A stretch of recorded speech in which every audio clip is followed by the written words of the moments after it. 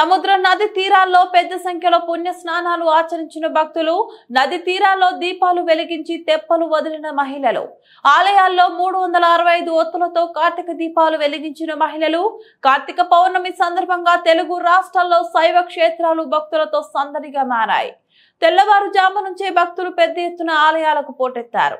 సముద్ర నది తీరాల్లో పుణ్య స్నానాలు ఆచరించి మొక్కులు చెల్లించుకున్నారు. అమరావతిలో కృష్ణమ్మ చెంత మహిళలు దీపాలను వెలిగించి తెప్పలు వదిలారు.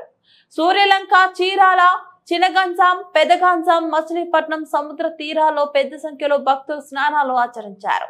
దక్షిణ కాశీగా బాసిల్లుతున్న శ్రీశైలంలో భక్తులు ప్రత్యేక పూజలు నిర్వహించారు. ఆలయాల్లో మహిళలు 365 ఒత్తులతో కార్తీక దీపాలను వెలిగించి తమ భక్తిని చాటుకున్నారు. ద్రాక్షారామం, కోటప్పకొండ, శ్రీకాళహస్తి, మహానంది తదితర పుణ్యక్షేత్రాల్లో భక్తులు బారులు తీరి స్వామివారిని దర్శించుకున్నారు.